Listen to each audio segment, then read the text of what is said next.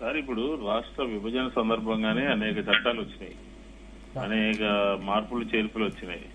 ఆ చట్టాల్లో రాజధాని అమరావతి అని రాజధానికి చట్టబద్ధత అని చెప్పని ఏమీ లేదు. ఈ రోజు వీళ్ళు అనుకుని అమరావతి రాజధాని అని 12 సంవత్సరాల క్రితం ప్రారంభించారు.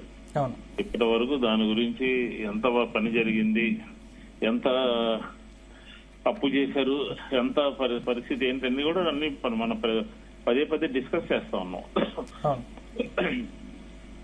ఆంధ్ర రాష్ట్రానికి కేంద్ర ప్రభుత్వం ద్వారా జరిగేటటువంటి మంచి అంటే పార్లమెంట్ లో ప్రత్యేక హోదా, లేకపోతే కేంద్ర కేబినెట్ లో ప్రత్యేక హోదా తీర్మానం చేశారు.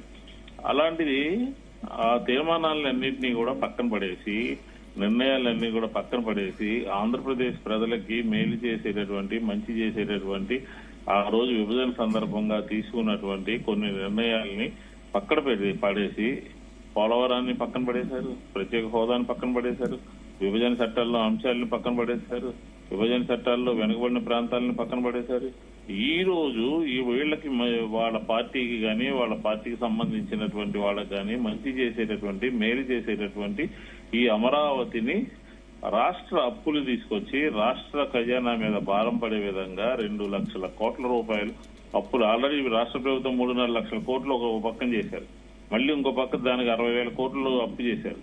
ఈ అప్పులతో అభివృద్ధి చేసి కమిషన్లు 14% ఎస్ఎఫ్టీకి పెంచి ఇలా చేస్తామంటే దీన్ని మీరు అంటే మీ పార్టీ కూడా 3 రాజుల పేరిట గత 5 సంవత్సరాలు కూడా ప్రజల్ని మోసం చేసింది, కనీసం అతి గతి లేకుండా మోసం చేసిందని చెప్పేసి టీడీపీ నేతలు వ్యాఖ్యానించే పరిస్థితి కనిపిస్తా ఉంది కదా సార్. ఇప్పుడు అతి గతి లేకపోవడం కాదు, దాని మీద కోర్టుకు వెళ్లారు. విశాఖపట్నం అభివృద్ధి చేయనని ఈ రోజుకి చెప్తున్నాము.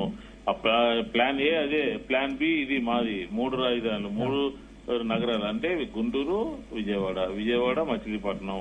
ఈ 3 ప్రాంతాలు ఇప్పుడు మనకి అక్కడ మౌలిక సదుపాయాల కల్పన కోసం రోడ్లు ఉన్నటువంటి ప్రాంతము, అలాగే రైల్వే స్టేషన్ ఉన్నటువంటి ప్రాంతము, రైల్వే స్టేషన్ తో పాటు ఎయిర్పోర్టు, సీపోర్టు ఉన్నటువంటి ప్రాంతము అభివృద్ధి చెందుతుంది.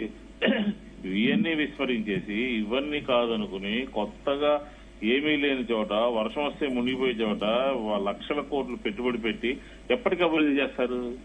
రాష్ట్ర ప్రభుత్వం చేసేటటువంటి దానికి ఆంధ్రప్రదేశ్ ప్రజల మీద భారం పడేటటువంటి పరిస్థితి ఉంటుందా, ఉండదా? కానీ మీరు తీసుకొచ్చినటువంటి ఈ 3 రాజధానులు ఏదైతుందో ఇది సాధ్యమే? అసలు ఆంధ్రప్రదేశ్ కి మేము చెప్పేది ఏంటంటే, ఆంధ్రప్రదేశ్ కి హైదరాబాద్ లాగా, చెన్నై లాగా, బెంగళూరు లాగా అంత పెద్ద రాజధాని అవసరంలా.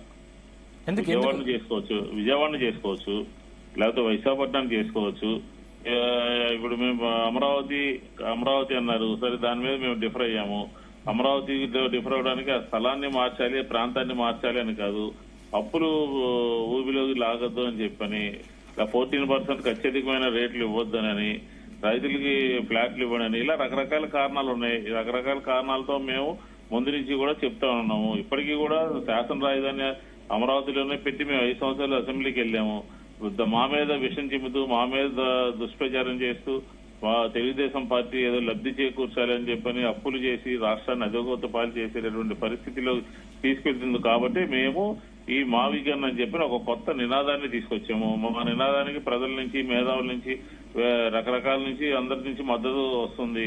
కాబట్టి ఖచ్చితంగా సరే, ఇప్పుడు రకరకాల పేర్లు పెడతాము, దాన్ని ట్రోల్ చేయవలసిన లేదు, దాన్ని విమర్శించవలసిన లేదు. ఈ రోజు నయా రాయపూర్ పరిస్థితి ఏంటి, పక్కన ఉన్నటువంటి రాష్ట్రాల పరిస్థితి ఏంటి, అన్ని రాష్ట్రాలకి శివరామకృష్ణ కమిటీ ఏం చెప్పింది, ఇవన్నీ అనేక ఇష్యూస్ ఉన్నాయండి. వైసీపీని తిట్టడమే పనిగా పెట్టుకుని ప్రజల్ని మభ్య పెడుతూ, రైతుల్ని మోసం చేస్తూ జరిగేటటువంటి కార్యక్రమాలకి మేము ప్రతిదానికి కూడా మేము సమాధానం చెప్పేటటువంటి పరిస్థితి లేదు. మేము వైఎస్ఆర్ కాంగ్రెస్ పార్టీ ప్రజాపక్షము, రైతుల పక్షము, లేకపోతే ఆంధ్రప్రదేశ్ అన్ని ప్రాంతాల పక్షము, రాయలసీమలో కానీ, ఉత్తరాంధ్రలో కానీ, కోస్తాంధ్రలో కానీ అందరూ బాగుండాలి అని గతంలో ఒకే చోట హైదరాబాద్ కేంద్రీకృతం అయిపోయి అక్కడే ఇబ్బంది పడుతున్నటువంటి పరిస్థితులు మనం చూసాము. అలాంటి జరగకూడదని చెప్పని అనేక కమిటీలు సిఫారసు చేశాయి. మళ్ళీ మేము అదే రీతిలో వెళ్తాము అని అంటే, మేము మళ్ళీ అదే రీతిలో వ్యవహరిస్తాము అని అంటే దానికి ఏం సమాధానం చెప్పాలండి? సార్ నేను కొంచెం మళ్ళీ వస్తా సార్, కొంచెం మీటింగ్ లో ఉన్నాను. కాబట్టి వైఎస్ఆర్ కాంగ్రెస్ పార్టీ స్టాండ్ అయితే క్లియర్. మేము అక్కడ ఉన్న కట్టేదానికి అమరావతికి రైతులకి ఇచ్చేదానికి మేమే ఎక్కడా వ్యతిరేకం కాదు. ఇప్పుడు 4,000 రూపాయలు ఉండే ఎస్ఎఫ్టీని 14,000 రూపాయలు చేయటము, రైతులకు ఇప్పటికీ 12 సంవత్సరాలుగా రిటర్నబుల్ ఫ్లాట్స్ ఇవ్వకపోవటము. అంటే మీ పార్టీకి సపోర్ట్ ఇస్తున్నటువంటి తెలంగాణలో ఉన్నటువంటి బీఆర్ఎస్ పార్టీ కూడా అక్కడ మద్దతు ఇచ్చింది. మీరు మద్దతు నేను చెప్పేది ఏంటారా, చంద్రబాబు నాయుడు గారు చెప్పొచ్చు, ఈ రాష్ట్రంలో ఈ దేశంలో ఉన్నటువంటి అన్ని రాజకీయ పార్టీలు కూడా మద్దతు ఇచ్చాయి, వైసీపీ ఒక్కటే మాత్రమే మద్దతు ఇవ్వలేదు, ఏకాక అయిపోయింది అని చెప్పచ్చు. దానికి ప్రధానమైనటువంటి కారణం ఏంటంటే మేమే కాదు, మోడీ గారు కూడా వచ్చి అమరావతిలో తిట్టిళ్ళారు 2019 ఎన్నికల్లో. దానికి ఏం సమాధానం చెప్తారంటే వీళ్ళు కలిసినప్పుడు కలిసి ఉండడం, మానేయడం. వైఎస్ఆర్ కాంగ్రెస్ పార్టీ సపోర్ట్ చేసిందంటే కాంగ్రెస్ పార్టీ రాష్ట్ర విభజన చేసింది, 2గా చేసింది. ఆ రోజు బిల్లులు ప్రవేశపెట్టింది. ఖచ్చితంగా రాష్ట్ర విభజనకి సహకరించినటువంటి కాంగ్రెస్ పార్టీ మద్దతు ఇవ్వాలి, భారతీయ జనతా పార్టీ మద్దతు ఇవ్వాలి. ఇంకా బీఆర్ఎస్ అంటే బీఆర్ఎస్ ఆ రోజు వాళ్ళు కోరుకున్నారు ఏమని, తెలంగాణతో కూడుకున్నటువంటి రాజధాని కావాలి అని. వాళ్ళు తెలంగాణతో కోరుకున్నటువంటి రాజధాని అప్పుడు అయింది కాబట్టి వాళ్ళు కూడా సపోర్ట్ చేయాలి. ఇలా అనేక కారణాలు ఉంటాయి. కాబట్టి వైఎస్ఆర్ కాంగ్రెస్ పార్టీయే ఒక ప్రజలకి వ్యతిరేకంగా నిర్ణయం తీసుకుంది అనేటటువంటి మాట శుద్ధ తప్పు. దాని మీద మేము డిఫర్ అవుతున్నాము. కాబట్టి మా స్టాండ్ వెరీ వెరీ క్లియర్. మేము అప్పు చేసి రాజధాని కట్టద్దు అని చెప్తున్నాము. ఈ 3 నగరాలను అభివృద్ధి చేస్తే ఎయిర్పోర్టు, పోర్టు, రైల్వే స్టేషన్, రోడ్లు, అలాగే ఇంకొక పక్కనే మేము చెప్పినటువంటి మాకు సంబంధించినటువంటి దాంట్లో ఎయిమ్స్ ఉంది. అలాగే మీరు ఉదాహరణకి రియల్ ఎస్టేట్ అంతా కూడా ఎక్కడ డెవలప్ అయింది, రియల్ ఎస్టేట్ అంతా కూడా అమరావతి అని చెప్పి అసెంబ్లీ అని లోపల 30-40 కిలోమీటర్ల లోపల పెడితే గుంటూరు విజయవాడ మధ్య బిల్డింగ్స్ అన్ని వచ్చినాయి, వెంచర్స్ అన్ని వచ్చినాయి. అర్థమట్ల మీకు. కాబట్టి మేము చెప్పినటువంటి ప్రాంతము సూటబుల్ ప్రాంతము, దాన్ని కనుక పరిగణలో తీసుకుంటే ఖచ్చితంగా ఈ రాష్ట్ర అభివృద్ధికి అన్ని ప్రాంతాలకి మేము ఫస్ట్ అనుకున్నది కర్నూలులో అక్కడ హైకోర్టు బెంచి, విశాఖపట్నంలో ఎగ్జిక్యూటివ్ క్యాపిటల్, లేకపోతే రాజధానిలో లెజిస్లేటివ్ క్యాపిటల్ అన్నాము. అది దాని మీద కోర్టుకు పోయి జరగలేదు. కాబట్టి ఇప్పుడు మేము మారినటువంటి పరిస్థితుల్లో మేము ఈ 3 నగరాలని కలిపి చేస్తే బాగుంటుంది. 10,000 కోట్లతో మొత్తం బయటపడుతుంది. ఉదాహరణకి హైదరాబాద్ నగరం కేసీఆర్ గారు ఆ బిల్డింగ్లు ఎంత కాలంలో కట్టారు, ఎంతలో కట్టారు? మీరు కోట్లు ఖర్చు పెట్టి బిల్డింగ్లు మీరు కడతాం దేనికండి? మీరు కనుక క్యాపిటల్ ఇది అని గుంటూరు విజయవాడ మధ్య అని అనౌన్స్ చేస్తే ఆటోమేటిక్ గా ఆ ప్రాంతం అంతా కూడా అభివృద్ధి చెందుతుంది. ఆ ప్రాంతం అంతా కూడా హైదరాబాద్ నగరం కూడా అట్లాగే జరిగింది. రాష్ట్ర విభజన సందర్భంలో రాష్ట్రం కర్నూలులో ఏర్పడినప్పుడు మద్రాసు నుంచి వచ్చినప్పుడు వినపడుతుందండి? వినపడుతుంది, చెప్పండి విష్ణు గారు. రాష్ట్రం మద్రాసు నుంచి కర్నూలు వచ్చినప్పుడు అప్పు చేశారా ఆ రోజు ఉన్నటువంటి ప్రభుత్వాలు? కర్నూలు నుంచి అక్కడ హైదరాబాద్ వెళ్ళినప్పుడు రాష్ట్ర ప్రభుత్వాలు 50,000 కోట్లు అప్పు చేశారా? అక్కడ ఏ బిల్డింగ్లు ఉంటే ఆ బిల్డింగ్లోనే వాళ్ళు పెట్టుకున్నారు.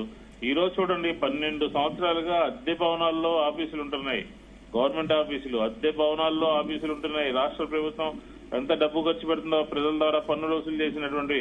అలాగే అక్కడ 33,000 ఎకరాలకి ఎంత కౌలు కడుతుందో మీరు చూడండి. రాష్ట్ర ప్రభుత్వము పూర్తిగా డబ్బునంతా కూడా దుబారా చేస్తోంది. కాబట్టి అనేక విషయాలు ఉన్నాయి. మేము మా పాలసీయే, లేకపోతే రేణుకా చౌదరి గారు చెప్పినట్టుగా ఆ కోణంలో చూస్తున్నారా? ఇలా అనేక రకాలైనటువంటి అభిప్రాయాలు ప్రజల్లో ఉన్నాయి. కాబట్టి ఇప్పటికైనా సరే సరైనటువంటి సక్రమమైనటువంటి రాజధానికి అందరి అభిప్రాయాలు తీసుకోమంటున్నాం. మేము ఈ రకంగా చెప్తున్నా, అందరి అభిప్రాయాలు తీసుకోండి. అంటే 50 లక్షల జనాభా ఉన్నటువంటి ప్రాంతాన్ని ఒక రాజధానిగా ప్రకటించమని అంటున్నాము. మీరేంటి అక్కడ జనాభా లేరు, ఉపాధి లేదు, అప్పులు, అవినీతి, ఇంత పరిస్థితి ఉంది. ఇప్పటికే 12 సంవత్సరాల కాలం కావాలండి చెప్పండి. మేము అసెంబ్లీలో 2004లో సపోర్ట్ చేసాం, 2014లో సపోర్ట్ చేసాం, 19లో సపోర్ట్ చేసాము. మేము అధికారంలోకి వస్తే వికేంద్రీకరణ అన్నాము. ఎందుకంటే తెలంగాణ, రాయలసీమ, ఉత్తరాంధ్ర కూడా బాగుపడాలి, అన్ని ప్రాంతాలు బాగుపడాలి అని అన్నాము. దాన్ని కూడా తప్పు బట్టి 3 ముక్కలాటని తిరుపతిని ఎందుకు జోన్ చేశారండి? అమరావతిని ఎందుకు జోన్ చేశారు? సార్, అంటే ఇప్పుడు స్టాండ్ వెరీ క్లియర్. అంటే మీరు ఉద్యమం కొనసాగిస్తారా? దీని మీద ఎడ్యుకేట్ చేస్తాం, ప్రజల్ని ఎడ్యుకేట్ చేస్తాం, ప్రజల్ని సంబంధించినటువంటి అవి ఆలోచింపజేసే విధంగా వైఎస్ఆర్ కాంగ్రెస్ పార్టీ క్లియర్ గా తెలంగాణ, మన రాయలసీమ, ఉత్తరాంధ్ర, కోస్తాంధ్ర 3 ప్రాంతాల్లో మా చెప్పినటువంటి మా విజన్ గురించి క్లియర్ గా అందరికీ ఎక్స్ప్లెయిన్ చేస్తాము.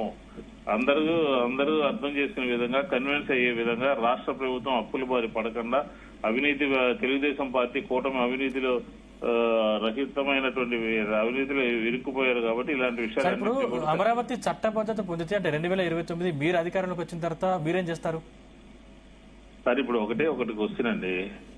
చంద్రబాబు నాయుడు గారు కానీ, వాళ్ళు కానీ, లోకేష్ మొన్న మాట్లాడిన విషయాలు కానీ, పొరపాటున తిరిగి జగన్మోహన్ రెడ్డి గారు వస్తే మార్చడానికి అవకాశం లేకుండా అసెంబ్లీలో తీర్మానం చేస్తాము, లేకపోతే పార్లమెంట్ లో చట్టాన్ని మార్చాము, పార్లమెంట్ లో విభజన చట్టానికి అమెండ్మెంట్ చేశాము అని చెప్తున్నారు. అసలు మీరే వస్తారు అనుకుంటున్నారు కదా, వైఎస్ఆర్ కాంగ్రెస్ పార్టీ లేదు అనుకుంటున్నారు కదా, 2028కే పూర్తి చేస్తాము అనుకుంటున్నారు కదా. అలాంటప్పుడు ఎందుకు భయపడుతున్నారు? కాబట్టి మొన్న జగన్మోహన్ రెడ్డి గారు మాట్లాడింది కూడా అమరావతిని మేము వస్తే మారుస్తామని కాదు. చట్టాలు ఎవరైనా మార్చుకోవచ్చు. రాష్ట్ర విభజన సందర్భంగా రాష్ట్రాన్ని విభజించారు కేంద్ర ప్రభుత్వం చట్టం. అలాగే పోలవరం కేంద్రం పనిచేయాలని చెప్పి చట్టంలో పెట్టారు. ప్రత్యేక హోదా కేంద్ర కేబినెట్ అప్రూవ్ అయింది, కేంద్ర పార్లమెంట్ లో మాట్లాడారు.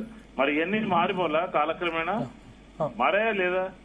కాబట్టి ఆ కాంటెక్స్ట్ లో మాట్లాడినటువంటి మాట. కాబట్టి ఖచ్చితంగా మా stand, YSR Congress party stand మా విగన్ కి కట్టుబడి ఉంటాము. దీని మీద రకరకాలుగా ఎందుకంటే భారతీయ జనతా పార్టీ ఒక సందర్భంలో ఏం మాట్లాడిందో, అది పవన్ కళ్యాణ్ గారు ఒక సందర్భం ఏం మాట్లాడారు, అలాగా ఐవీఆర్ కృష్ణారావు గారు ఏం మాట్లాడారు, ఉండవల్లి అరుణ్ కుమార్ గారు ఏం మాట్లాడాడు, అదే పవన్ కళ్యాణ్ గారు అక్కడ పోయి దీని గురించి ఏం మాట్లాడారు. ఇవన్నీ విషయాల్ని కూడా వాళ్ళు మాట్లాడకపోవచ్చు. రాజకీయ కారణాల మూలంగా వైఎస్ఆర్ కాంగ్రెస్ పార్టీ ప్రజల పక్షంగా ఉండి అన్ని విషయాల్ని తెలియజేస్తామని చెప్పని కూడా ఈ సందర్భంగా చెప్తున్నాను సార్. మళ్ళీ